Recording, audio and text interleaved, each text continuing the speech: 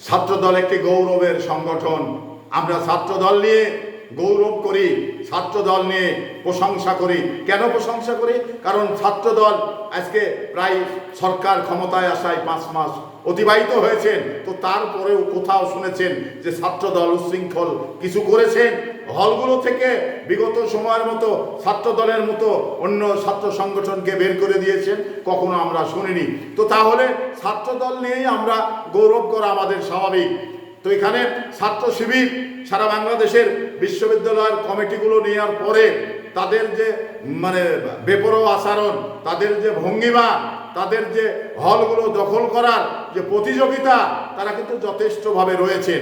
আপনার সারা বাংলাদেশের যতগুলো বিশ্ববিদ্যালয় রয়েছে, সব বিশ্ববিদ্যালয়গুলো তারা কিন্তু নিজেদের দখলে নিতে চেয়েছিলেন বা নিজেদের দখলে নিয়েছেন। তো তারা অন্যায় করে ছাত্রদলকে বের করে দিবে।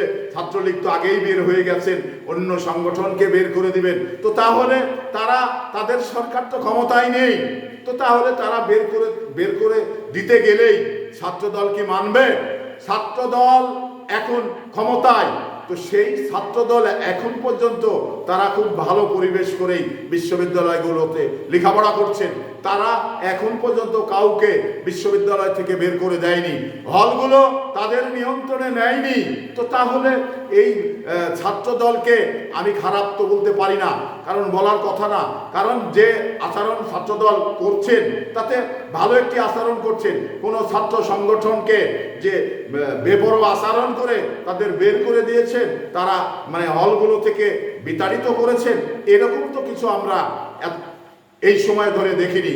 তো আজকে যদি শিবির ক্ষমতায় থাকত, জামাত ইসলাম যদি ক্ষমতায় যেত, তাহলে ছাত্রদলকে হল তো দূরের কথা, বিশ্ববিদ্যালয়ে ঢুকতে দিত না আমার মনে হয়। তো সেই ছাত্র সংগঠন শিবির, তারা বিএনপি ক্ষমতায় আসার পরেও তাদের যে আচরণগুলো, আমার আচরণ দেখে মনে হয় যে তাদের সরকার ক্ষমতায় রয়েছে।